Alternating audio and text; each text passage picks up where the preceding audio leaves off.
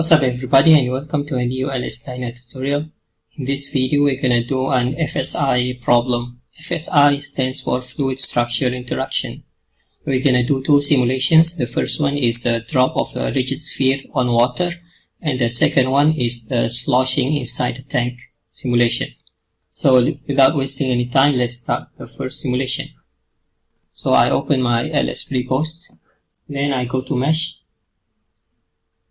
shape measure, and then I put the dimensions. Here I put 280, 280, and then 260.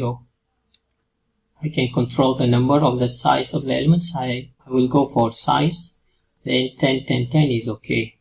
And then here I create. Okay, so this is the first box. Now I want to make another box. One box will be the water, and the other box will be the domain or the vacuum that the water will flow in. So I go to element tools, and then I go to transform in Z by part, and click here, copy element, and then I put part number 2. Here I put the height, which was 260. Then click on negative and then accept. Okay, so here I need to do one more thing, because this one will be the water, this one will be the air or the vacuum, so they should be connected together. So I go to duplicate node and show duplicate nodes, then merge duplicate nodes. This is very important to do when you're dealing with ALE formulation. All the ALE parts should be linked together.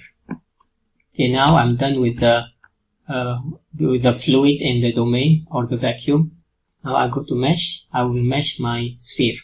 So solid sphere, the radius is 109 and the density, let's say, is 10. And here I put 110. This density is not the density of the density that we know, like kilogram per meter cube. This density meaning how dense is the mesh. And here I need to put it as even number because I want to delete 3/4 of the sphere later. I name it a rigid sphere, then create. Okay, good. Then done. Okay, in this simulation, I'm going to model only 1/4 of the whole problem. This ball, I want it to have 3.76 as a total mass. So to do that, I go to measure. Then I want to measure the volume first. The volume of this part is this guy. So I copy. And then I go to my calculator. Then I have the target mass, which is 3.76 divided by the volume, which I just measured just now, then equal. So this is my density. So I copy this one. I quickly go here, part, and then part rigid sphere. I will do the material first. This will be rigid, number 3, and this is rigid sphere. The density is the important thing here, the most important thing. This E is the Young modulus. This is also, we need to define it as it will be used for the calculation of the contacts. That's why we need to define these guys, and this one. Okay, then this will be like symmetric plane here and here, and the ball will only be allowed to move in the Z direction. So I put constraint type number 1, and then it's constrained in X and Y, and the rotation, it is constrained in all rotations. The ball, we're talking about the ball now. Then accept, and then accept here, then done. Why I jump to do this first? Because I want to measure the mass. So the mass of this ball or this sphere is 3.78999, which is my target mass. So now I click on top view. I can delete 3/4 of it. Delete here, delete here. Okay, done. Okay, perfect. So I just delete the 3/4 and I don't need to modify the mass or the density anymore, because this is 1/4 of the sphere. So its mass, the mass of this part should be only 1/4 of the total mass, which is 3.76. Okay, now I go to define my material. So go to model, here, so go to all, collapse, and then material. First, the red one, which is the domain or the air. I can define either air or just make it vacuum. Here in this example, just make it simple and I just define it as vacuum. Because if I define it as air, I need to define also the equation of state of air. And this is a simple problem where we have a ball dropping on the water and the air effects are not very significant. So we can just assume it's vacuum. So 140 vacuum material number 1. Density, I put a small number like this, and then here I call it vacuum. Vacuum, accept. Now I define the second material, which is the water, and here it will be number 009, null, new, or just make it number 2, and then here I say water, and then the density of this guy should be 1e minus 6. 1e minus 6. And then here, this is the viscosity coefficient, 1e minus 8. And then accept. Done. Okay, we're done with the material. Now we define the section. Go here, section, and then solid.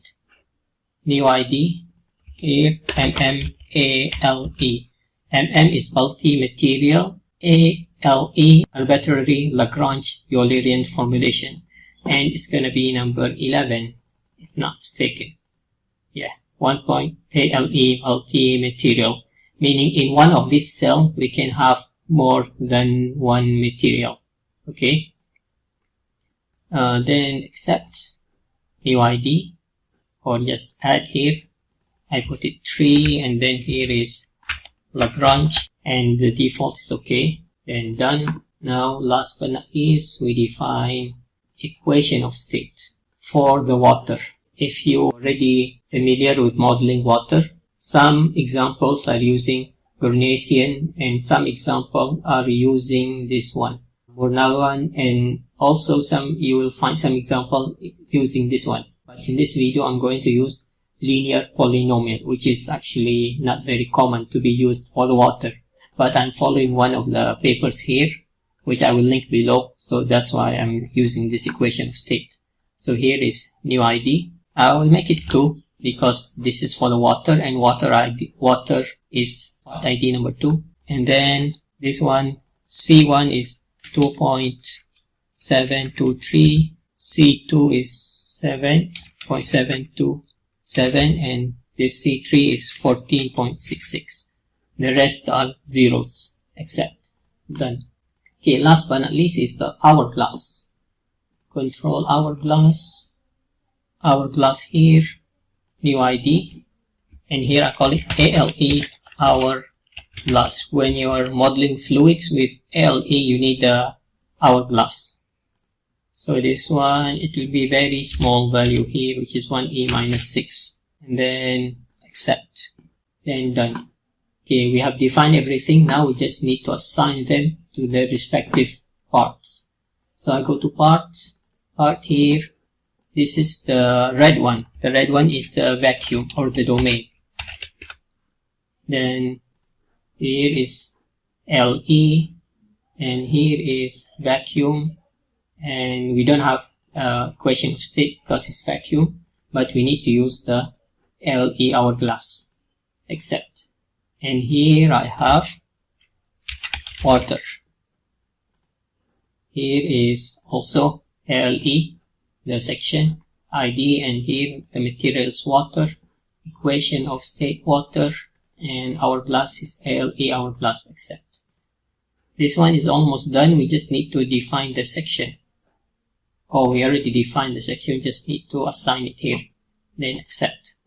If you see, my practice is to be like this: 1, 1, 1, here is 2, 2, 2, and here is 3, 3, 3. This is my practice to make things easier, and also my practice is to write the title always, because when you want to share your file with other people and you want to ask their help or work with them, so it's better to put the titles for everything, so it will be more documented and more easier for them to understand what you're doing.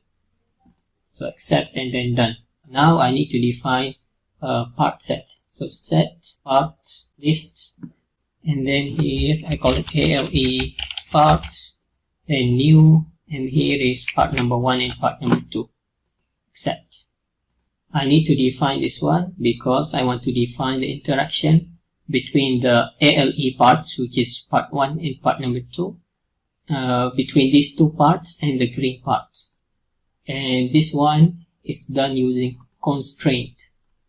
So here is constraint Lagrange in solid. New ID. Here we call it FSI coupling. So the slave is the Lagrange, and our Lagrange is the green part, which is part number 3. It is part, so it should be 1, and part number 3, rigid sphere. And then the master Lagrange slave in solid, this one means solid ALE. So it's a part set, and it is this part set that we just defined. Accept. Okay, this the first 4 things are done. Now the N quad. N quad is like the number of coupling points. Here you can see the mesh are not of the same size. If they are in the same size, then it's okay to put this one as default. But here you can see there's a difference between the Lagrange, the green part, and the ALE part. So we need to increase this one. So here I just put 3, which is enough. C type, the coupling type for the ALE or for the FSI problems, it's recommended to put 4. And the direction is 2, which is compression only. Accept. This means the ball will move down and it will push the water down. Then if the ball moves up, then the water that's touching with the ball will not follow up the ball because there is no tension here. Okay, the coupling only works in one direction, which is a compression direction. Okay, now M coupling, I put 1. I want the coupling between the Lagrange, the green part, and only the fluid or the material with the highest density here. I don't want the vacuum to be interacting with the ball, okay, because it's very small and it will not give any difference anyway. It will just increase the calculation time or the CPU time when I want to run this one. This is the friction, and this one is the penalty factor. You can increase this one to make your coupling stronger, but just leave it as default is okay for this type of simple problems. Here also P leak, I leak. If the force is very strong, let's say you don't have water here, you have a solid material which is like steel, then you might need to control 1, 2, 3, these 3. This CQ, H min, H max is if there is heat transfer between the Lagrange and the ALE parts. We do not need that here. Accept. Okay, so what else do I need? Okay, I need to do some special comments here. All, and then ALE. Here, what I need, ALE multi-material group. So here is part Then here is vacuum, accept, new ID, or add. This is the water, then accept, done. Okay, now since this is like a quarter model, we need to apply symmetry boundary condition. I go straight here, SVC. Now I create. First I want to fix the bottom here. So by element here, fix, and then done. Okay, that's done for the fixing the bottom. Now I go to create again. Now I want to make the symmetry around this plane or this face that I'm highlighting, this one. So in the elements here or the nodes here cannot move in the y direction. So I need to fix them in the y direction. But they can move in this direction and they can move upward. So x and z, I release them, I just fix in y. Now the rotation. The elements on or the nodes on this face cannot rotate around x and z, but they can rotate around y. Okay, if you don't understand here, you look with me here. If any elements here will rotate around x, for example, it will rotate like this. Okay, so meaning it will go outside the plane and go inside the plane if they are, let's say, around to rotate about this line here. So they cannot rotate like this, and they also cannot rotate around the vertical axis like this, because if they do so, they will just go out from here and go inside the plane. So we don't want that. That's why we are fixing in Rx and Rz. But around Y, this is the Y axis, they can rotate like this. That's perfectly fine. Okay. Now I click by elements, propagate this guy, and then accept. So this is the first symmetry boundary condition. Then the next one is this face. Okay, this face, it cannot go in X, cannot move in X, but it can move in Y and Z, and it can rotate around X, cannot rotate around Y and Z. Then click by elements, propagate, apply. Okay, done with our boundary condition. Now done. I go back to the keyword manager. So let's see what else do I have. Now I need to define the control. This is the second last. Control, and then control ALE. Here I put -1, 1, and this is 2, and this is -1. Okay, the theory behind these specific numbers is too much to explain in this video, so I will just give some links to some papers in the description, and you can do your own reading. Then accept. Control our control termination. 10 milliseconds is fine. Accept. Then time step 0.67. Although this is like a small, a low velocity problem, but since we have the fluid, we need to decrease the time step scaling factor. Accept. Now we go to database. All database. I think this is the last one. ASCII option. Then 001. I just need one guy here, which is RBD out, rigid body data out. Then accept. And then I need binary FSI forces. Here also 0.001. This one part set. And then accept. And then the important thing, binary D3 plot. Okay, before this I always control DT, but here I will show something else, which is NPLTC here. So you control the number of the outputs. So here I put 100, meaning meaning at the end I will have like 100 frame or 100 states. Then accept. Alright, so I have one more thing to do, which is database FSI, which is this one. But first I need to control and save, because this guy, database FSI, usually give me problems, so I need to save first just in case. So here, this is the example where I did the sloshing of the tank. Okay, I just put it here. New folder. Here. Save. Okay. So now I'm sure that this guy is saved.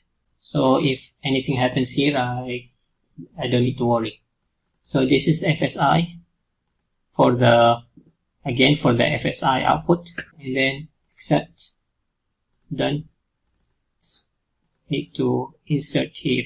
So this is, just leave it blank. This one is this one, then insert, then accept. Okay. Good thing the software didn't hang. Wait, this one is part set. No, I need to put 0 here. Then here is 1. Then replace. Okay, now it hanged. So here I just open with the text editor, and then I think I have it here. Okay, this is another file that I did before. So database FSI, this is the one that gives me the problem. I copy this one, then I just paste it anywhere. Okay, so set ID is set number 1, and I think that's all. Then accept. So now I can open here, part set list. Okay, no problem.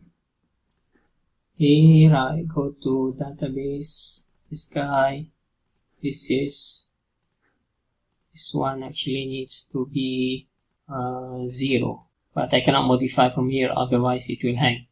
So what I will do here, I will modify it later, but here I want to check this one, part list. Okay, this is the LE parts, part 1 and part number 2 here.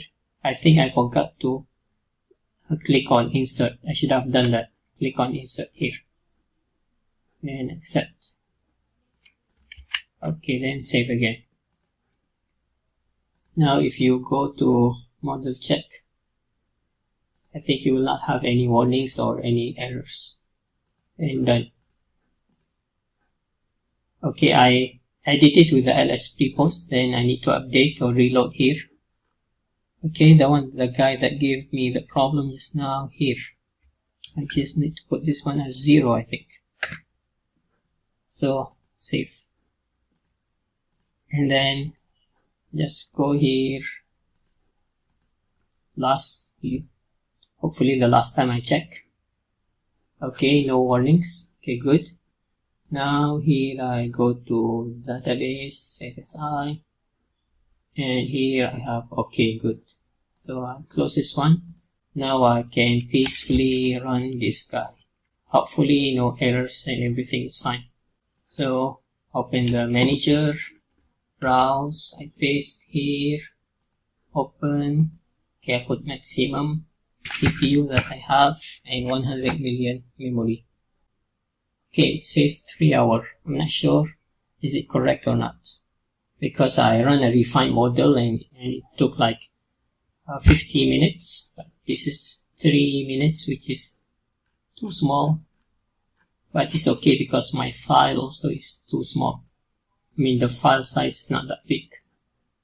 So here, as you can see, the simulation is still running. You don't need to wait for this guy to finish. I will just refresh and I can just view the results. I just want to check if things are fine or not. Okay, too early to judge, or it's not okay because I forgot to put the velocity of the rigid ball. So here I open. Now I go to keyword, all, then collapse initial velocity generation. Of course, you can use velocity or velocity generation, but for me, I always prefer to use velocity generation. One of the reasons, because velocity, initial velocity, this guy can only assign the velocity to set of nodes. Okay, so if let's say I assign the velocity, then I change the mesh size or I change the shape, then I need to update the node set. But here in initial velocity generation, it can apply the velocity on a whole part or even a whole part set. So let's say if I put this as number 3 rigid sphere. So later on, let's say I delete this one and I make a different mesh. As long as it is part 3, then I don't need to update this keyword. Alright, so here I will put it minus 11.8. Then accept. Then Control S and save. And then run this guy again. I don't need to wait for the whole thing. I just want to make sure that things are working. The ball is moving and the coupling is working fine, because I already have the results of a similar model. Okay, I think that's enough. Let's try to check. Okay, so here, oh, the ball is that side, so I rotate. Okay, so the ball is falling. Now I click on F2. I hide everything except the sphere, and I click on this one, fluid ALE. Okay, so you can see here our coupling is working fine. Good. I must click on this one again to show the mesh, to show the Lagrange, and then I click this one to show the mesh. Okay, so here as you can see, the coupling is working fine. Okay, never mind this one. This one's actually, because the run have not finished yet, that's why sometimes at the end, at the last plot state, some crazy things will happen. But we can, as for now, we can say that things are working fine. Okay, a few things to mention. As you can see here, we have some penetration, and then it disappears, because actually that's how the coupling works. Okay, it will allow some penetration and it will calculate some forces, depends on the penetration length, then it will apply the force on the LE part. Okay, so that's one thing. Now the second thing that I want to mention, I hide this one. I just put the mesh here. Okay, the formulation is called multi-material, meaning in one cell, this one in one element or in one cell, we can have more than one material, and that is the case here. You can see here, this element or this cell has the vacuum and has also the water here. Of course, in my case now, this is vacuum and this is water. The blue one represents the water. It can be air, it can be explosive, it can be even a solid material. Okay, so is it finished? Okay, I close this one, and then I will open a result which I ran before for the same model, but it's with smaller mesh size. Okay, so this is the guy. Exactly, I followed the same keywords. I just changed the mesh, the size of the mesh. If you see here, the mesh is, I think, 5 mm. If you rewind back in your head, when I meshed the box in the beginning of this video, I used 10 mm as the size, but here I use 5. And again, I click on F2, let's say the side view, left view, and then I rigid sphere, and then the fluid. I hide this one, then click on this one, and then we will have here, as we can see. It will take, it's a bit slow because I'm running this guy at the same time.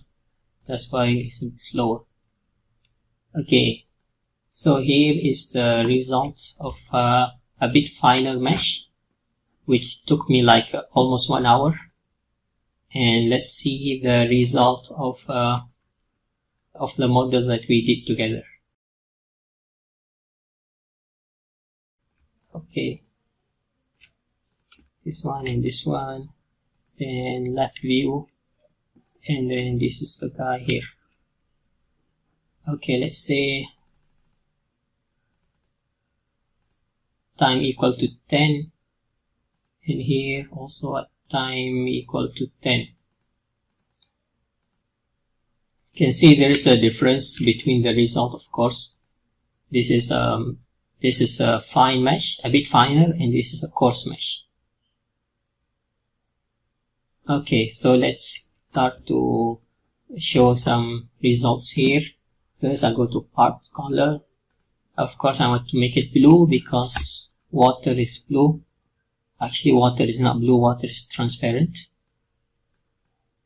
Okay, so here what I want to show you is post-processing history, and then part, this one rigid body data, and then here I want to show the acceleration. You can see here the acceleration is very rough because this is the default output. So the frequency here follows the frequency of the D3 plot. Okay, so that's why the result is a bit rough here. So I go to ASCII option, and this is why I define this one: rigid body output, load, and part number 3. This is number 3, we know that. And then I have more options here, and if I click on, let's say here, plot, you see I have more finer results, okay, compared to the results before. So let's try to do some filtering here. Okay, and if I put average of 9 points, it will be like this. Let's say average of 50 points. Okay, it will become something like this. Okay, why I'm doing this one? Because I want to compare with this paper. Okay, so here they have the results. Okay, of course they are showing in G units, but here it's in the default. Here it is in millimeter per millisecond square. So you can do the conversion and you can check the results, but as you can see, we have almost the same trend. Okay, here this is not the actual results because they did some filtering here. As you can see here, they are using MATLAB, but I'm not very excited to use MATLAB here. You can follow other examples to learn more about MATLAB. Okay, the last thing that I want to do is I want to show some graphical things that you can do, which is here. You click on this one and you click on plot, and you have this one now, right? And then this one, okay, show port, then you have it here. Okay, and then so here I have these things down here. Here if I want to change, let's say this one, and here I can say and enter or apply. Now it will change here and here. Okay, other things that you can do here, you can change, let's say I want to put the timeline and apply, then you should have the timeline here. Okay, yes, you have the timeline. Okay, stop this one first. Now I go to setting. Let's say I want to make it a full model. I want to show the full model. So post processing, and then I go to reflection, this guy and this guy, then apply. So now I have the full model of the thing falling on the water. A bit slow. So here let's say increment I put 10. It will be a bit faster. Okay, but my post processor stopped. Okay, so before the pre-post crashed, we were here. This is how you do the overlay graph. Then I just want to hide this one. Okay. If you want to go back to the normal type of graph, you just click here, click this one, click plot. Then you have it. This is the normal type. And then one more last thing is this database FSI. This is the interaction between the fluid and the structure. So let's say you can measure this one, and if you measure the Z force, then you plot. I need to put this one, and then you need to click on this one and plot, and then you have it. So you can see they are actually the reflection of each other, because force is equal to mass times acceleration. This is force and this is the acceleration. So I think that's all for this tutorial. This is the basic of ALE. You can use the same basics for other simulations with this formulation, like the explosions or the high velocity impact or machining and bulk metal forming. That's all. Thank you very much and see you next time. Bye bye.